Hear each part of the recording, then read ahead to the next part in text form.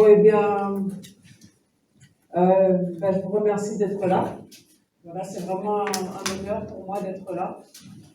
Euh, Parce que déjà, je prends très au sérieux le fait de pouvoir servir le Seigneur et de pouvoir être un témoin du Seigneur, de pouvoir être ambassadrice de ce qu'il est capable de faire dans la vie de quelqu'un. Je ne suis pas plus digne qu'une autre personne d'être là. Et vraiment, voilà, je voulais remercier le pasteur et sa femme de m'avoir reçu, de m'avoir invité. Et bien sûr, remercier aussi le Seigneur de me donner cette opportunité de pouvoir parler de lui et de pouvoir le servir. J'aimerais commencer par une petite prière, parce que je ne suis pas forcément à l'aise à cette place-là. Et si j'y vais avec mes propres forces, on n'ira pas bien loin. Donc je vais demander vraiment à Dieu de prendre le contrôle. Père, je te remercie vraiment pour ce moment. Et je te demande vraiment de venir changer l'atmosphère. Viens Seigneur, s'il te plaît, m'aider. Accompagne-moi Seigneur dans ce moment. Je te demande vraiment de venir disposer l'atmosphère aussi. Je sais que si les personnes qui sont là, je sais elles ne sont pas là par hasard. Je sais que tu ne m'as pas fait venir ici aussi par hasard. Et je prie vraiment que tu puisses disposer les cœurs à pouvoir recevoir aujourd'hui. Je sais que tu as des choses à donner. Il y a des choses que tu as préparées d'avance pour chaque personne ici. Et je prie vraiment que ces personnes puissent recevoir, que ce qui va être planté aujourd'hui puisse être planté dans un terrain fertile et croître. Je te remercie, Père, pour ta présence, parce que tu dis que là où 2 ou 3 sont réunis, tu es là au milieu d'eux. Et là, nous sommes plus que 2 ou 3. Et nous voulons vraiment te remercier pour cela. Nous voulons honorer ta présence. C'est dans ton puissant nom que j'ai prié, au nom de Jésus. Amen. Amen. Je vais vous demander d'applaudir Dieu parce qu'il est là. Et si le président était là, eh bien, on serait en train de l'applaudir.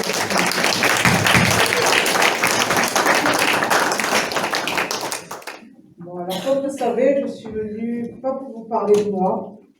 Je suis venue pour vous parler de ce que Dieu a fait dans ma vie. J'ai pris des notes parce qu'à chaque fois, je demande à Dieu de comment il veut que je raconte la chose. Parce que je veux pas que ça devienne systématique. C'est vraiment pas pour raconter ma vie. Je sais que Dieu veut toucher des personnes et lui, il sait quel mot peut vous toucher. Il sait quelle partie de mon histoire peut vous toucher. Donc voilà, c'est pour ça que j'ai des notes, même si je connais ma vie. Je vais commencer par ce verset qui se trouve dans Apocalypse 12, au verset 11, qui dit que le diable a été vaincu. Je ne sais pas si vous voulez prendre des notes, mais vous pouvez, hein, si vous voulez relire les versets après.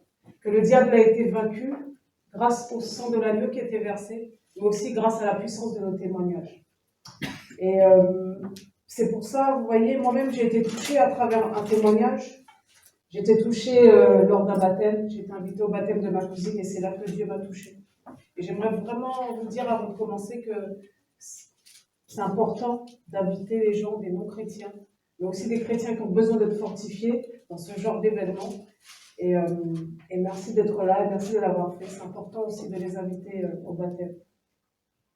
Parce que ça fait partie de notre mission, de témoigner.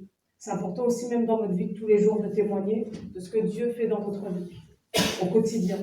Le diable, parfois, veut vous faire croire que Dieu ne fait rien et préfère vous garder les yeux fixés vers les œuvres du diable. Mais si vous gardez les yeux fixés vers Dieu, vous verrez que tous les jours, il est là avec nous et tous les jours, il agit pour nous. Et c'est important de témoigner de sa puissance autour de nous parce que ça nous fortifie nous-mêmes et ça fortifie les gens qui sont autour de nous. Il y a vraiment une puissance incroyable dans le témoignage. C'est pour ça que je suis là aujourd'hui. Avant de connaître Jésus, je portais un masque. J'étais vraiment pas heureuse, mais je faisais semblant de l'être. Vous m'entendez bien? Et même parfois, j'arrivais à me persuader que j'étais heureuse. Dans mon cœur, il y avait beaucoup de tristesse, beaucoup de colère, beaucoup de rancœur, beaucoup d'amertume, beaucoup de jalousie. Toutes ces choses, en fait, qui faisaient que mon cœur devenait de plus en plus noir, de plus en plus sombre. Petite, à peu près vers l'âge de 5 ans, j'ai commencé à... Moi, j'ai commencé à rien du tout. On a commencé à me toucher de manière pas correcte. Donc j'ai été victime d'abus sexuels. Et j'en ai parlé à personne parce que je me sentais un peu abandonnée, délaissée de la part de ma mère. Et j'ai été vraiment abandonnée par mon père. J'ai grandi dans des foyers où il y avait beaucoup de violences conjugales. Donc j'ai vu voilà, les femmes avec qui j'ai grandi se faire battre très violemment. Donc voilà, j'avais des scènes très violentes dans ma tête de nez cassé, de beurre noir, de lèvres pétées, de sang par terre. J'ai grandi comme ça. Donc vous comprenez que j'ai eu du mal quand même à faire confiance aux hommes. Je me rappelle qu'une fois à 11 ans, le mari de ma nounou, qui maintenant avec du recul, j'ai compris qu'il me draguait, mais avant je pensais qu'il était juste gentil avec moi. Il m'offrait des pâtisseries et tout. Et un jour que ma nounou n'était pas là, il m'a coincée dans un coin contre un mur et a essayé de m'embrasser. Je bougeais, jusqu'à ce que je me débatte et que je crie et qu'il me lâche. Ça fait partie des choses qui sont restées dans ma tête, dans mon cœur. Et je me disais que c'était peut-être de ma faute, alors j'ai commencé à m'habiller comme un garçon. J'ai grandi comme ça, en me disant que je ne pouvais pas faire confiance aux hommes, quoi. Et puis plus tard, au collège, j'ai commencé à boire de l'alcool le matin avant d'aller en cours, à fumer des joints de temps en temps, rien de bien grave, aux yeux du monde. Mais à 22 ans, j'ai commencé à tester les drogues dures. Donc j'ai commencé par la cocaïne, LSD, MDMA et plein d'autres. Et je suis rentrée dans une grande spirale qui me faisait de plus en plus descendre. Mais je ne m'en rendais pas compte. À cette époque, je travaillais la nuit. J'ai même organisé des soirées dans le monde de la nuit parisienne.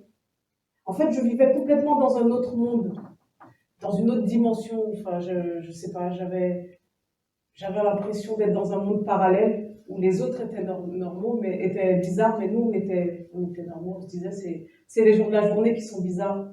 Nous, on est normal, on se droguait tout le temps, on vivait la nuit, on buvait beaucoup. En fait, ce que vous voyez à la télé parfois, de ce que peut représenter une nuit dans le milieu parisien, en boîte de nuit, c'était ma vie. Voilà, tous les soirs. C'était devenu ma vie et c'était devenu normal pour moi.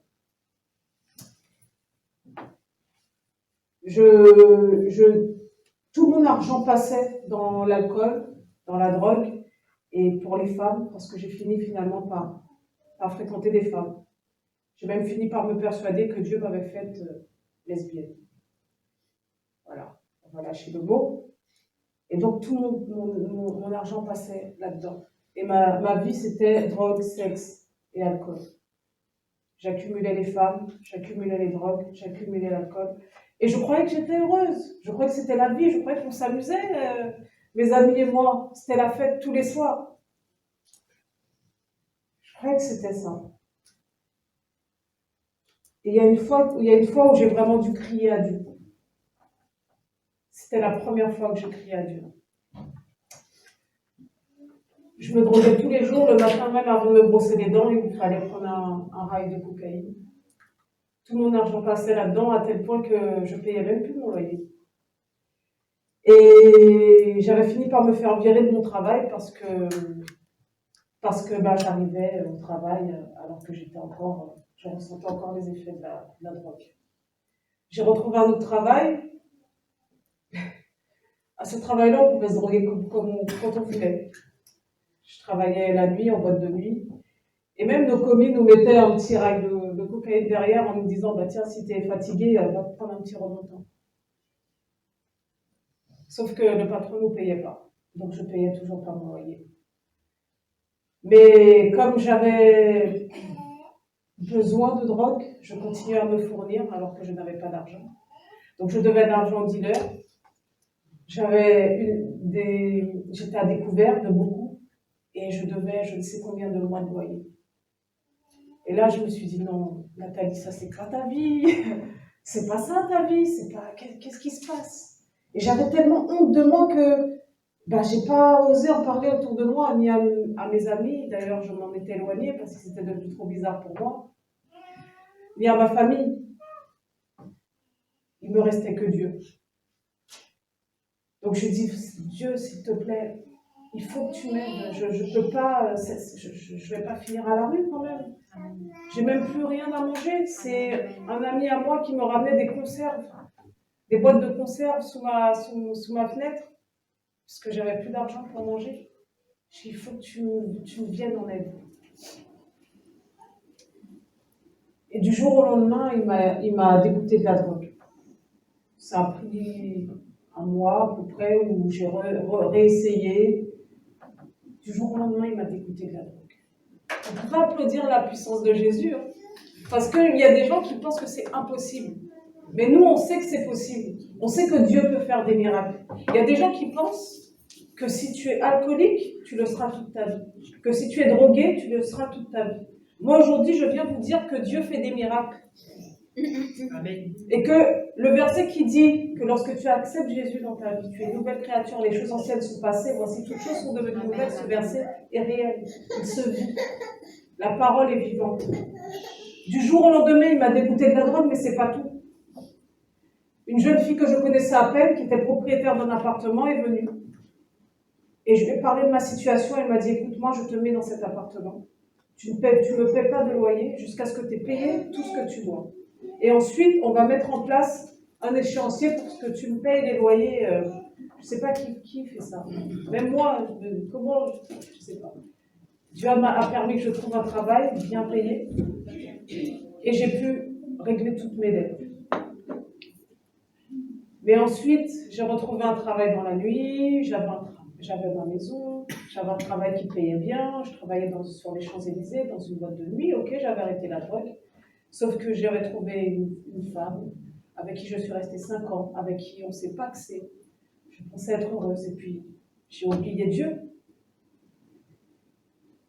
Jusqu'à ce fameux baptême de ma cousine en 2015. Elle m'a invitée à son baptême. À l'époque, je me rappelle que parfois elle m'envoyait des versets et tout. C'est des chiens. Elle m'embête. Qu'est-ce qu'elle m'embête? Pourquoi elle fait ça tout le temps? Elle m'envoyait des versets, elle me parlait de Jésus.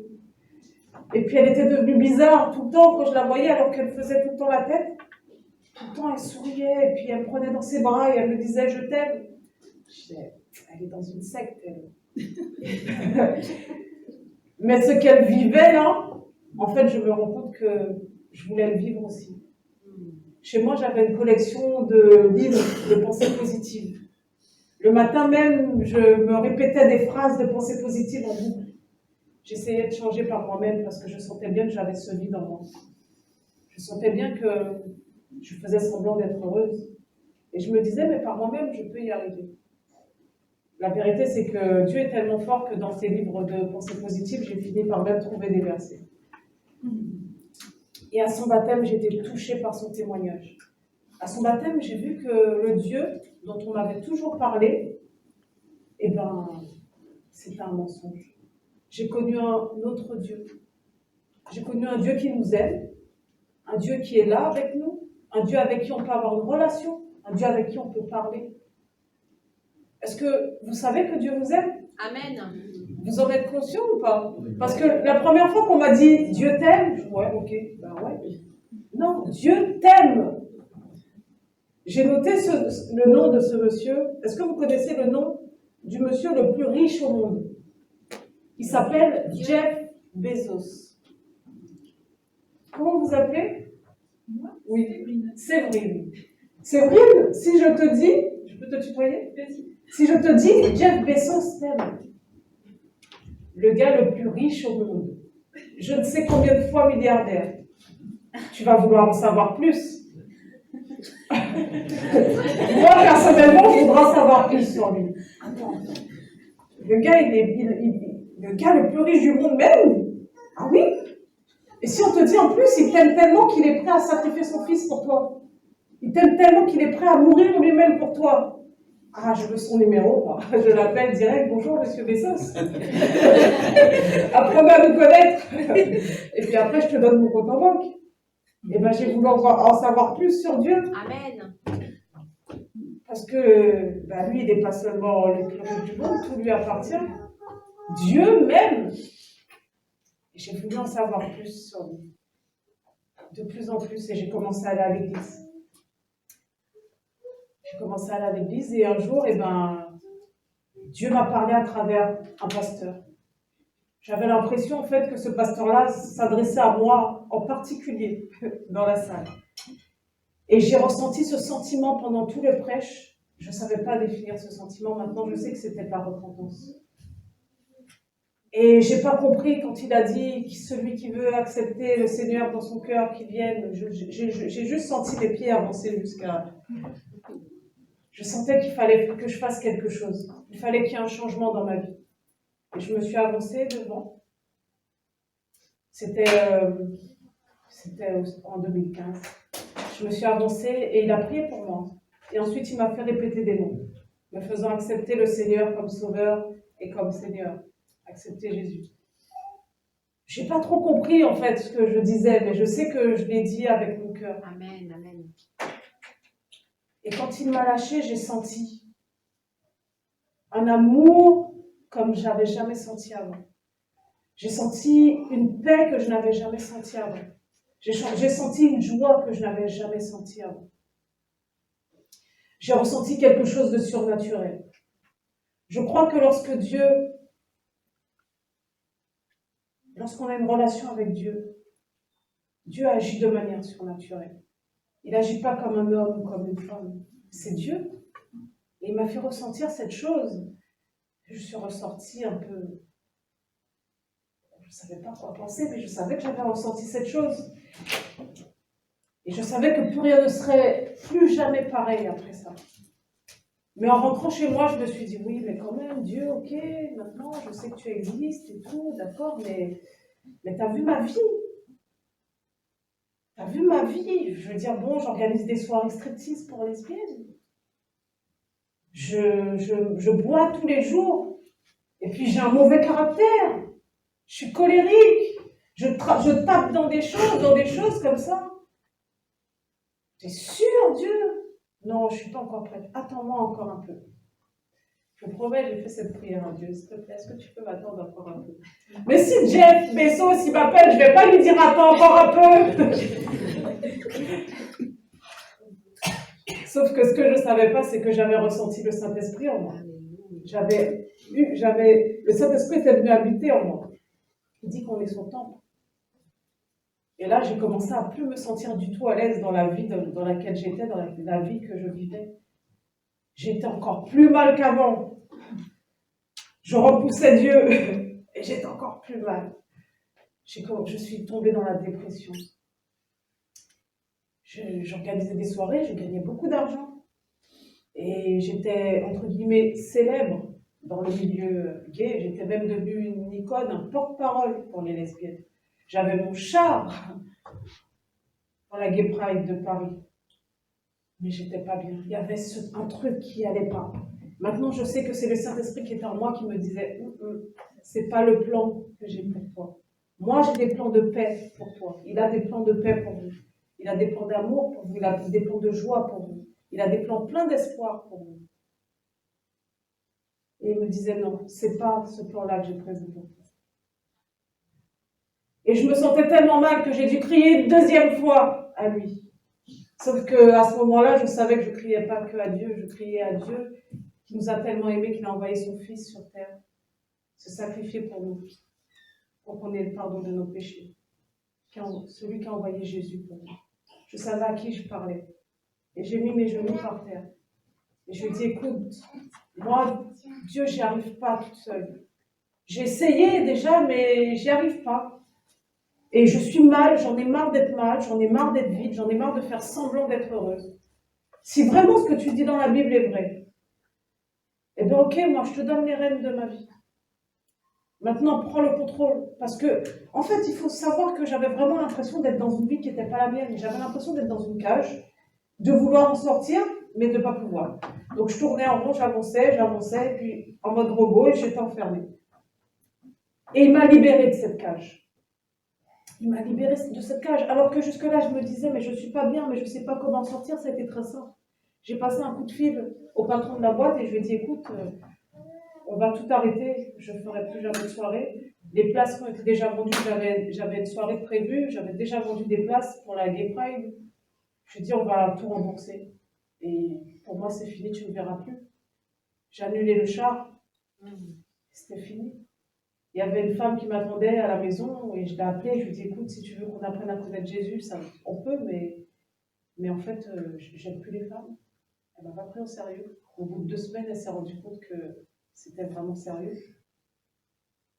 Il m'a libérée de ça, du monde de la nuit. Il m'a libérée de l'homosexualité. Je buvais tous les jours. Il m'a libérée de l'alcool. J'ai commencé à fumer à 14 ans. J'ai essayé plusieurs fois d'arrêter. Je ne sais pas s'il y a des fumeurs ou des anciens fumeurs ici. J'ai essayé plusieurs fois d'arrêter. Tout va bien. Mais j'ai jamais réussi. Et là, du jour au lendemain, il m'a dégoûté de la cigarette. C'est-à-dire que dès que je fumais une cigarette, j'avais mal à la tête. Donc c'était simple, il fallait arrêter. Voilà ce que Dieu a fait dans ma vie. Aujourd'hui, je ne peux pas douter de son existence. Je ne peux pas douter de son existence. Il a fait tellement de choses dans ma vie que je ne peux pas me dire c'est un hasard, c'est trop de hasard, c'est pas possible. Du coup, après avoir crié à Dieu, c'était en juin 2016, après qu'il m'ait délivré de tout ça, j'ai décidé de me baptiser. J'ai ressenti que j'avais besoin de m'engager avec lui. J'avais déjà été baptisée. En fait, j'ai grandi dans une famille catholique. J'avais déjà été baptisée, mais c'est pas moi qui avais choisi de me baptiser. C'est comme si on te marie quand tu as 2 ans et que on te dit t'es mariée. Non, comment ça, je m'en rappelle même pas. Et je voulais, moi, faire cet engagement avec Dieu pour honorer tout ce qu'il a fait pour moi. Et je me suis baptisée. C'était le plus beau jour de ma vie. Amen. Le plus beau jour de ma vie. J'ai pleuré, mais j'ai pleuré de joie comme jamais je n'ai pleuré de joie. Je sais aujourd'hui que je me suis engagée avec lui. Et à partir de ce jour-là, j'ai su que je voulais lui faire plaisir, que je voulais lui obéir, que je voulais le servir. J'ai fini mon témoignage, mais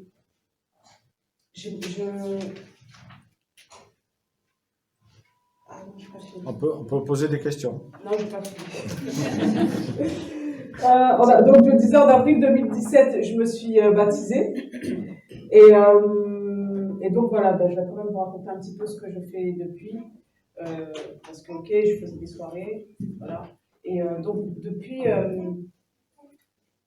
j'ai tout de suite su qu'il fallait que je parle de lui autour de moi. J'avais commencé déjà à parler de lui à travers le témoignage de ma cousine. Donc je disais tout le temps, voilà ce qu'il a fait pour ma cousine, voilà ce qu'il a fait. Je ne vais pas vous raconter tout son témoignage parce que ça ferait trop long, mais il a fait aussi de gros miracles dans sa vie. Et je voyais que les gens étaient touchés à travers ça. Et ensuite, j'ai commencé à parler de mon témoignage. Et j'ai vu aussi qu'il y a des gens qui étaient touchés, qui avaient besoin d'entendre ça en fait. Et donc tout de suite, j'ai compris qu'il fallait que je parle de Jésus autour de moi parce qu'il y a des gens qui en ont besoin. Je ne sais pas si vous avez déjà regardé le taux de suicide qu'il y a en France, le taux de suicide qu'il y a dans le monde. Les gens ont besoin de savoir que tout n'est pas haine, tout n'est pas guerre, tout n'est pas famine, qu'il y a de l'amour aussi sur terre. Et du coup, j'ai commencé à aller proclamer la parole dans les métros. J'ai commencé à parler de Jésus autour de moi. Par la grâce de Dieu, il m'a fait voyager. Le dernier voyage que j'ai fait, c'était en Inde. Dieu a permis que je puisse monter mon association qui s'appelle Lève-toi et brille. Et avec cette association, on arrive à récolter de l'argent pour aller nourrir des sans-abri, mais aussi des drogués qui sont à la rue. On a commencé sur Paris. Et parfois, on voyage et on aide d'autres associations et même ça arrive que des églises nous appellent aussi pour pouvoir en faire une première avec eux. Aujourd'hui, on est en collaboration avec un pasteur qui est en Inde, à Andhra Pradesh, et on le soutient dans ses sorties d'évangélisation pour acheter des Bibles, etc. Pour ceux qui savent, l'Inde est un pays où c'est pas forcément facile d'annoncer l'évangile. Ils font partie des 50 pays avec le plus fort taux de persécution pour les chrétiens. Et ça me tient vraiment à cœur. Et on aide aussi un orphelinat en Inde, voilà, un orphelinat chrétien. Donc j'espère, je prie tous les jours pour ces enfants, pour que ça soit déjà pour qu'ils soient vraiment touchés, renouvelés par l'amour de Dieu, mais que ça soit aussi de futurs grands serviteurs de Dieu. Vous savez, qui ici pense qu'il est né de nouveau?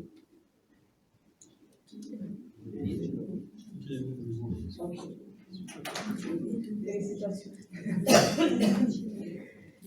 La Bible dit que Dieu a préparé d'avance des bonnes œuvres pour chacun d'entre nous. D'accord? Afin que nous les pratiquions. Moi, je pense sincèrement que lorsqu'on est né de nouveau, lorsqu'on accepte Jésus dans notre vie, ça se voit. Parce que le Saint-Esprit vient habiter en nous. Et forcément, on porte du fruit. Dans Jean 15, 2, il est écrit, c'est Jésus qui parle, tout sarment qui est en moi et qui ne porte pas de fruit, il l'enlève, et tout sarment qui porte du fruit, il le taille, afin qu'il porte encore plus de fruits. Moi, je pense que quand tu nais de nouveau, la parole, et je finis là-dessus, la Bible, les promesses de Dieu dans la Bible deviennent réelles dans ta vie. Amen. Qui le croit? Elles se manifestent dans ta vie. Et c'est pour ça que le témoignage est possible aussi. Elle se manifeste dans ta vie. Et je prie vraiment, juste en une phrase, je prie que tous ici, que l'on soit né de nouveau ou pas, je prie déjà que ceux qui ne sont pas nés de nouveau puissent connaître cette nouvelle naissance parce que c'est merveilleux. Et ceux qui sont nés de nouveau, je prie que vraiment la parole de Dieu puisse se manifester dans vos vies et que vous puissiez vivre des miracles, des prodiges, des signes, et tout simplement être renouvelés par l'amour de Christ. Voilà. Soyez bénis. Merci.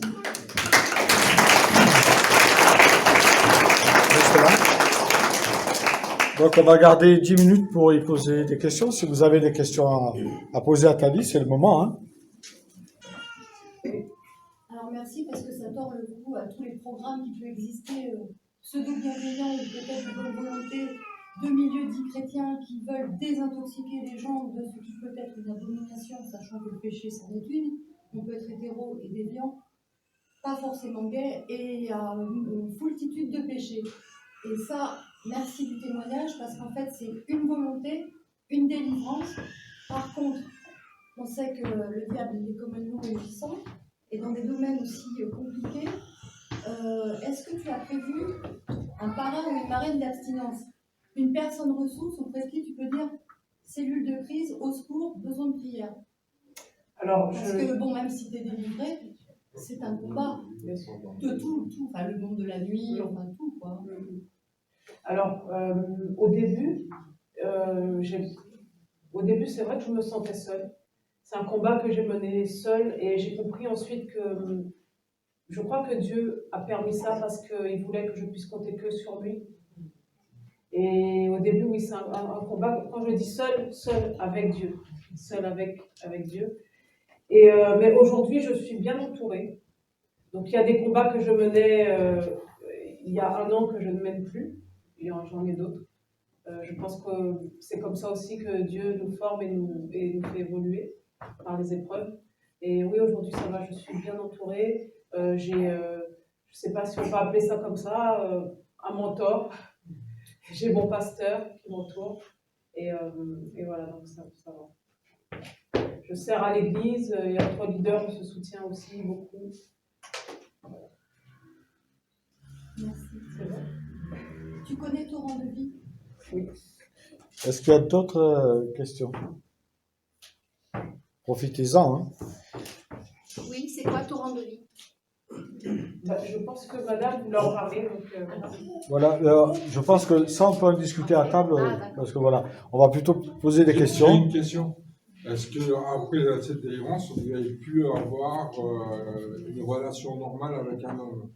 Est-ce que vous êtes marié ou pas? Ah, non. Ou est-ce que vous pouvez envisager maintenant sereinement une vie de couple normale? Très bonne question. Très bonne question, parce que c'est vrai que certains se disent que peut-être que la personne homosexuelle se retient de ne pas aller vers le même sexe, mais n'est pas capable d'aller... Aujourd'hui, je sais, et j'ai la ferme assurance, la ferme conviction que Dieu a un mari pour moi quelque part. Et moi, je suis vraiment dans l'optique, je sais que Dieu sait ce qui est bon pour moi, que le diable a essayé de me détourner de ma destinée. Le jour où Dieu me dira, ma fille, lui, c'est bien le mari que j'ai choisi pour toi, eh bien, je serai prête à rentrer dans le mariage. Mais je n'ai pas eu de relation jusqu'à présent parce que tout simplement, je pense qu'il faut... Ça fait partie de la vie chrétienne. Voilà.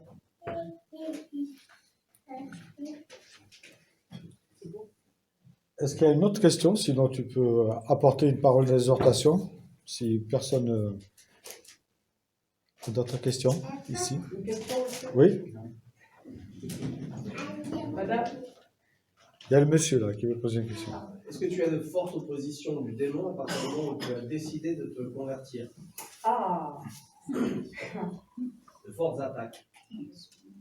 Faut pas décourager. Non. Parce que parfois, quand on en parle, les gens essaient d'occulter ça. Ouais. Alors que forcément, plus on se rapproche de Dieu, plus le démon essaie de nous attaquer de manière possible. Eh ben, quand j'ai accepté Jésus,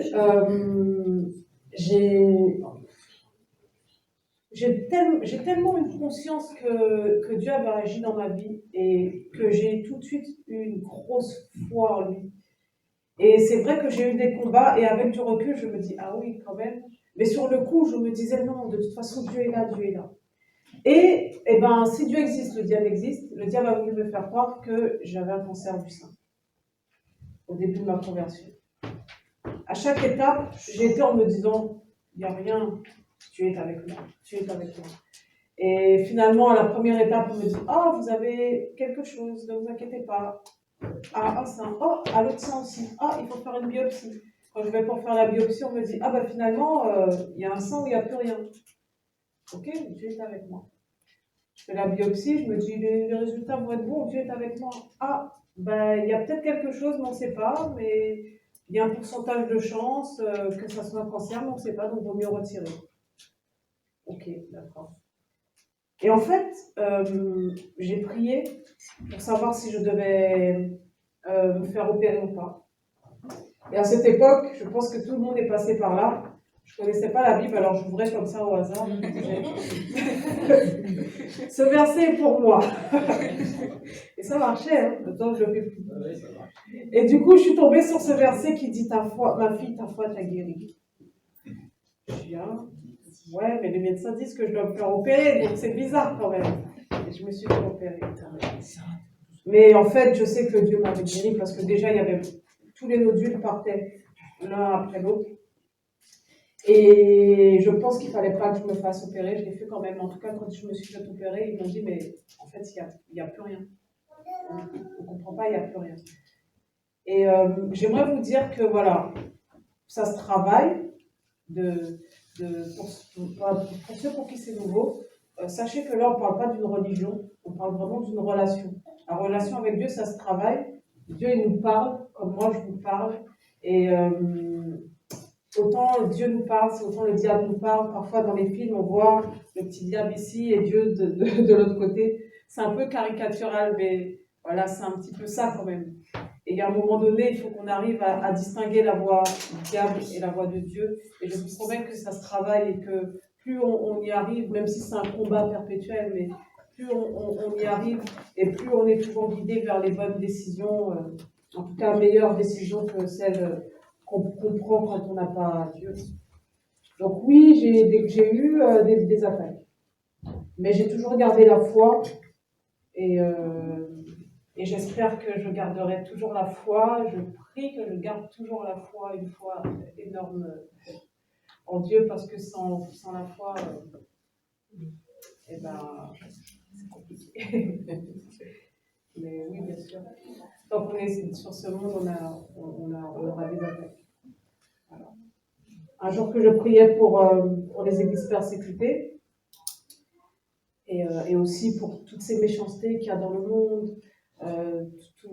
J'ai vu dernièrement qu'il y a un réseau de pédophilie qui s'est développé encore dans un pays pauvre, parce qu'il y a une compagnie comment on appelle ça, de voyage qui a fait faillite.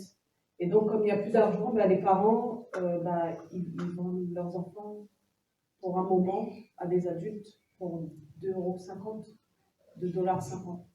Et je priais pour ça, et Dieu m'a mis vraiment fortement à cœur que, en fait, il faut toujours qu'on réalise que la souffrance qu'on a dans ce monde, elle est passagère. Mais ce qu'il faut, c'est penser qu'on ne peut pas souffrir pour l'éternité. Ce qui compte, c'est vraiment avoir le salut, donner le salut aux autres, pour qu'on ne souffre pas dans l'éternité, qu'on ait la vie éternelle de Dieu. On va arrêter les questions là. Tu as dit que tu peux porter 10 minutes d'exhortation, et puis ensuite, les personnes qui voudront discuter avec Tali pourront, individuellement. Bon, je sais pas, je vais essayer en 10 minutes, parce que Voilà. c'est un petit peu long.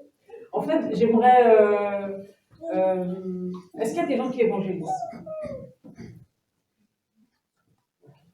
Est-ce qu'il y a des gens qui ne savent pas, qui ne comprennent pas pourquoi on évangélise? Pourquoi est-ce qu'on parle de Dieu autour de nous, de Jésus autour de nous? Tout le monde comprend. Okay, bon, c'est bon. Mais j'aimerais quand même vous encourager, parce que voilà, je sais que souvent on trouve toutes sortes de bonnes raisons pour ne pas le faire, et même parfois on a honte de le faire, de parler de Jésus au travail, de parler de Jésus autour de nous. Je vais prendre beaucoup de versets de la Bible, et si vous voulez, notez-les sur votre portable. Dans Genèse 3:8, je lis, c'est pas la peine de prendre la Bible. Il est écrit: alors ils entendirent la voix de l'Éternel Dieu qui parcourait le jardin vers le soir. Et l'homme et sa femme se cachèrent loin de la face de l'Éternel de Dieu, au milieu des arbres du jardin. Vous connaissez ce passage? Ok. Dans ce passage, voilà, pour ceux qui ne connaissent pas, Adam et Ève venaient de pécher. Moi, je crois qu'à ce moment-là, vraiment, Dieu avait une relation très forte avec eux. Il venait les voir, il discutait avec eux, il voulait savoir comment ils vont. Et je me dis que quand Adam et Ève ont péché, ils auraient pu aller voir leur meilleur ami, parce qu'il n'y avait personne d'autre, ils étaient tous les deux, le serpent, donc le diable et Dieu. Ils auraient pu aller voir Dieu et dire: oh là là, Dieu, je ne comprends pas, on est perdu là, on ne comprend pas, on a honte, on était nus, on ne savait pas, maintenant on sait, qu'est-ce qui se passait de nous. Mais eux, ils ont été se cacher. Et Dieu, lui, il les cherchait. Et encore aujourd'hui, on a la même attitude. On se cache de Dieu alors que Dieu nous cherche. Et d'ailleurs, quand on lit la Bible, dans l'Ancien Testament, des fois on peut se dire: mais ils sont bizarres, ces juifs-là, Dieu fait de grandes choses pour eux, et puis après ils oublient, mais qu'est-ce qui se passe? Et en fait, nous, on agit aussi comme ça. On agit aussi comme ça. Mais Dieu, il a toujours eu un plan. Parce que, encore aujourd'hui, il nous cherche, et il a toujours voulu que, il y ait une réconciliation entre lui et nous. Depuis le début, il avait son plan. On le voit quand il dit: je mettrai une inimitié entre toi et la femme, entre ta postérité et sa postérité, celle-ci t'écrasera la tête et tu lui baisseras le talon. Il parlait déjà de Jésus. Vous me dites si je parle trop vite, parce que comme il m'a dit 10 minutes, ça m'a mis la pression.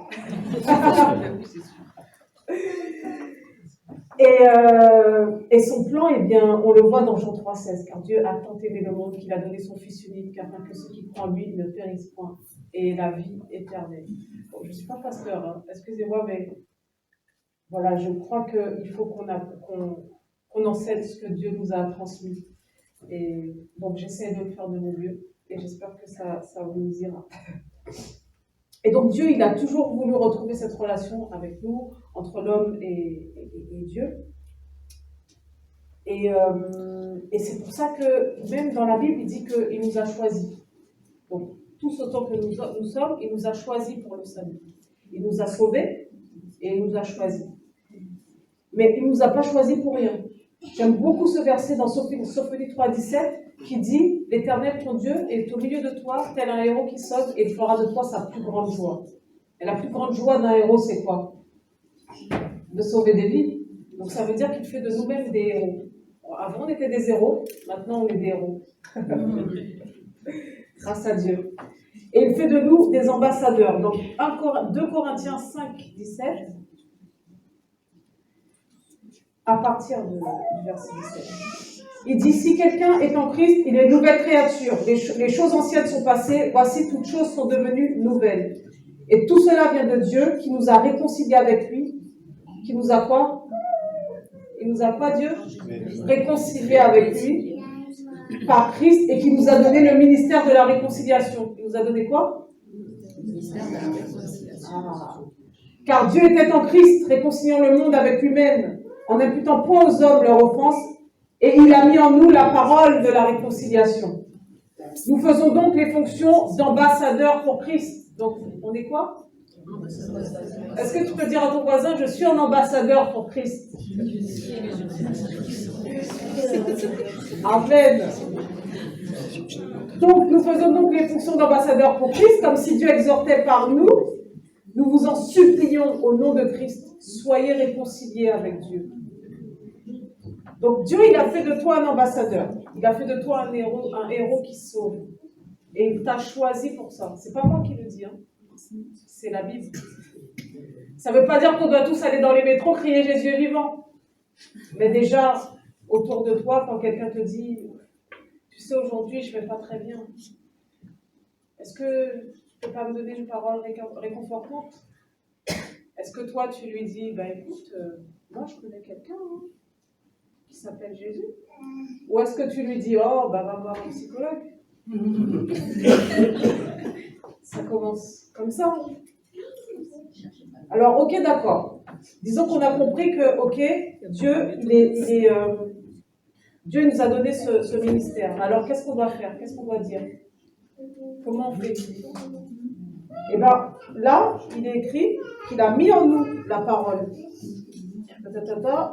Hop. Verset 19, il a mis en nous la parole de la réconciliation. Ça veut dire qu'on a ça en nous. On a le Saint-Esprit en nous qui nous aide. On a la parole de la réconciliation déjà. Ce n'est pas par notre propre force. Je voulais faire un témoignage de ma première évangélisation, mais je ne vais pas la faire parce qu'on n'a pas le temps. Au cours du repas, tu peux le faire. Voilà. Et il y a ce verset qui dit que Jésus, de Jésus, il dit vous recevrez une puissance, le Saint-Esprit survenant sur vous, et vous serez mes témoins jusqu'aux extrémités de la terre. C'est cette puissance qui est en vous qui fait de vous des témoins de Jésus. Vous savez ce que c'est un témoin, une maison témoin? Vous avez déjà visité une maison témoin? Quand on va dans la maison, eh bien, on voit la maison qu'on veut acheter. Quand on nous voit, on doit voir Jésus. Amen. Amen. Je vais vous lire ce passage, ce verset. Je vous ai dit qu'on va beaucoup lire la Bible parce qu'il est écrit que la foi vient de ce qu'on entend et ce qu'on entend vient de la parole de Dieu. Jésus s'est approché leur parlant ainsi. Tout pouvoir m'a été donné dans le ciel et sur la terre. Là, en fait, Jésus il est en train de dire, ok, moi j'ai les clés de la maison maintenant. J'ai tout pouvoir, c'est ma maison. On parle encore de maison. C'est ma maison. Moi, je t'envoie dans cette maison et je te dis, tu vas faire ci, tu vas faire ça, tu vas faire ça. Personne ne peut te dire, le contraire, c'est ma maison, c'est moi qui l'ai fait. Tout pouvoir m'a été donné dans le ciel et sur la terre. Et il dit maintenant, allez, faites de toutes les nations des disciples, les baptisant au nom du Père, du Fils et du Saint-Esprit, et enseignez-leur à observer tout ce que je vous ai prescrit. Et voici, je suis avec vous tous les jours jusqu'à la fin du monde. Jésus lui-même te dit, va. Personne ne te dira rien, en fait, c'est moi qui t'envoie. J'ai tout pouvoir, j'ai les clés de la maison. Si je te dis que tu peux rentrer dans la maison, allumer la sono à fond, c'est moi. C'est ma maison, je l'ai achetée, c'est mon terrain. Allez, faites de toutes les nations des disciples, les baptisons au nom du Père, du Fils et du Saint-Esprit, et enseignez-leur à observer tout ce que je vous ai prescrit. Et voici, je suis avec vous tous les jours jusqu'à la fin du monde. Qu'est-ce qu'on va leur enseigner? Tout ce que je vous ai prescrit.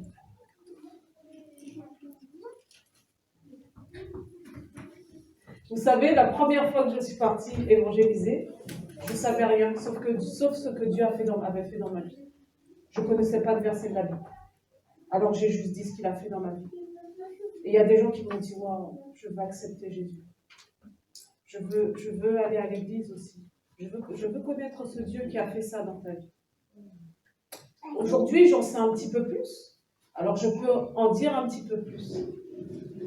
Mais même juste, si tu viens, le jour où tu viens juste d'accepter Jésus, tu en sais déjà plus que la personne qui ne sait même pas que Dieu est mort à la croix, que Dieu a envoyé son Fils sur terre pour mourir à la croix pour nous, pour avoir le sacrifice de nos péchés. Tu en sais déjà plus que la personne qui n'est pas consciente, qui n'est pas consciente, qui a une solution. Tu en sais déjà plus. Tu peux en parler à ta mère, tu peux en parler à ton père. Tu peux lui dire, Dieu est vivant et il veut sauver ta vie. Dieu t'aime. Et il t'aime tellement qu'il est mort à la croix pour toi. Accepte-le dans ton cœur. Vous savez, le nom de Jésus juste a de la puissance. Une fois, un homme est arrivé vers moi et il me demandait de l'argent. Et je lui ai juste dit, Jésus t'aime. Et il m'a regardé comme ça et il s'est assis. Il était perdu. Ouais, Jésus. Une fois, un homme, on était comme ça, en train de prier, il a commencé à insulter. Votre Dieu, nanana, bla bla, je ne vais pas dire les insulter. Il a commencé à insulter, il était plein de colère, plein de haine. Et quand on a fini de prier, je lui ai dit, tu sais, Jésus t'aime. Et il a changé. Il a changé.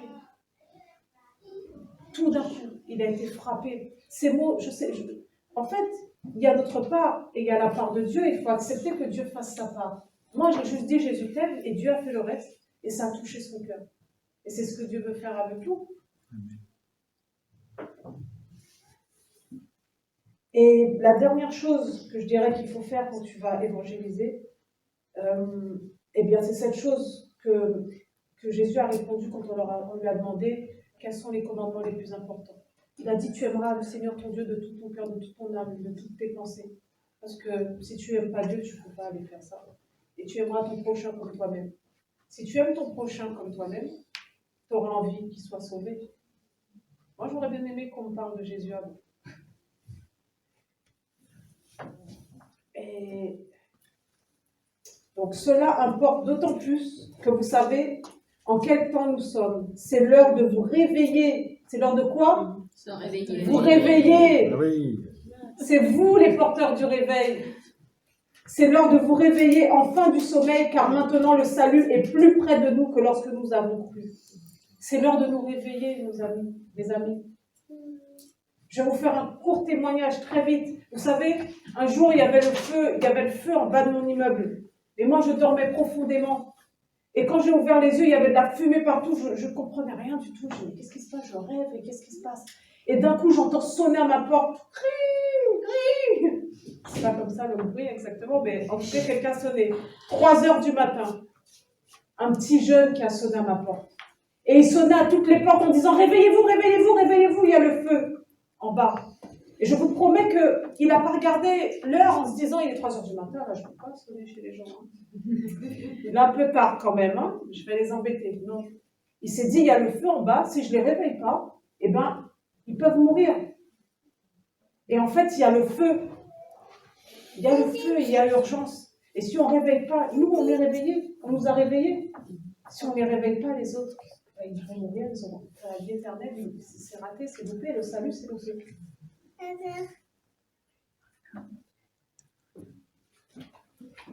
La Bible dit dans Romains 10, 13.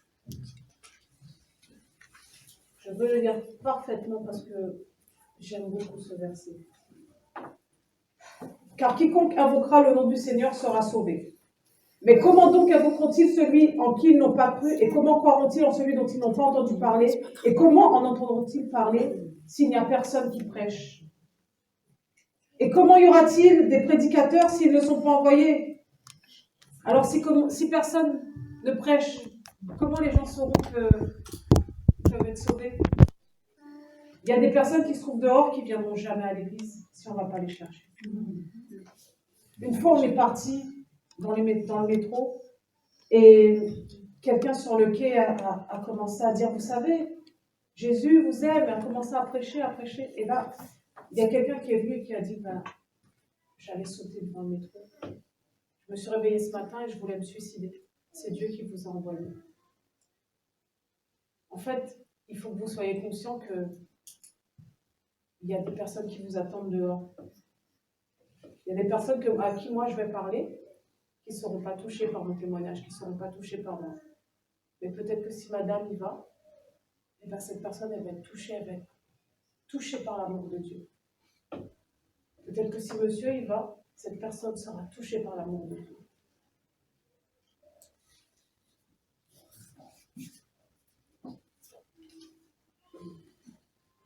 Je vais finir.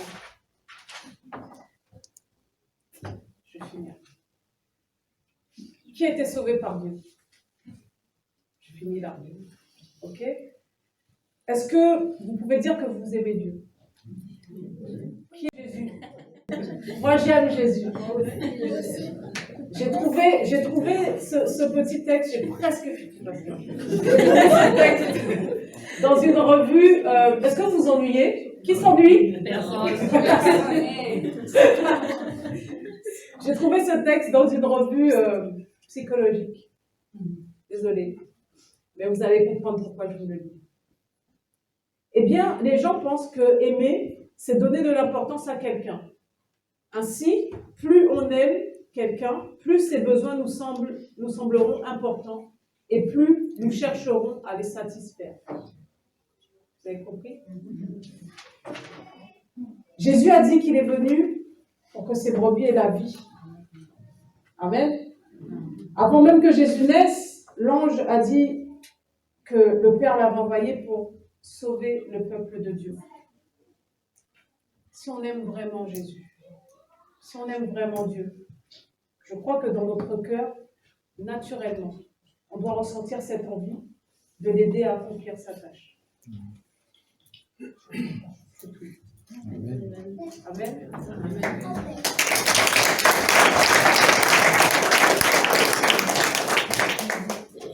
C'est vraiment Jésus qu'il faut applaudir parce que je vous dis que hier encore, je n'avais pas mon message.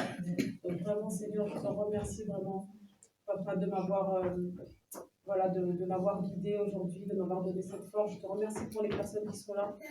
Et j'aimerais vraiment prier pour vous rapidement, que je prie que vraiment Dieu mette du zèle dans nos cœurs, qu'on puisse encore annoncer, parler de lui avec assurance, que l'on puisse vraiment se laisser guider, qu'il puisse mettre les mots dans nos bouches.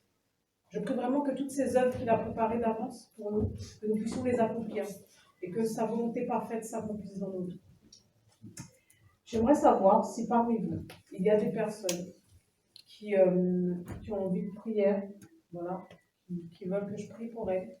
Est-ce qu'il y a des personnes qui n'ont pas encore accepté le Seigneur et qui sentent dans leur cœur qu'elles ont envie de l'accepter? La Bible dit que si tu crois dans ton cœur que le Seigneur Jésus est ressuscité, si tu le confesses de ta bouche, eh bien tu seras sauvé.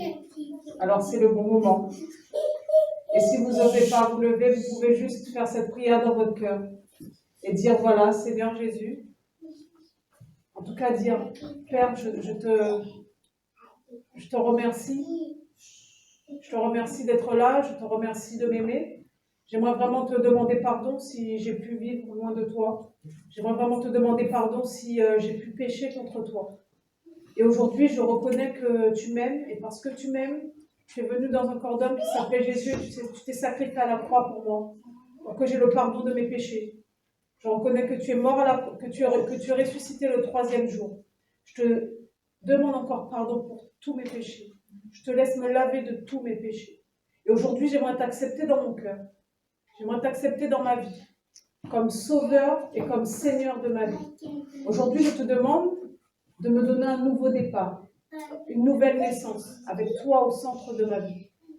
Vous pouvez lui dire, viens, aide-moi à prendre des décisions. Éloigne-moi des mauvais choix, des mauvaises décisions que je prends jusque-là. Mais cette paix et cette joie surnaturelle dans mon cœur, c'est vraiment ce qu'elle dit, Seigneur. Ce est vrai. Je veux ressentir cette paix, cette joie. Je veux que tu me combles d'amour. Au nom de Jésus. Amen.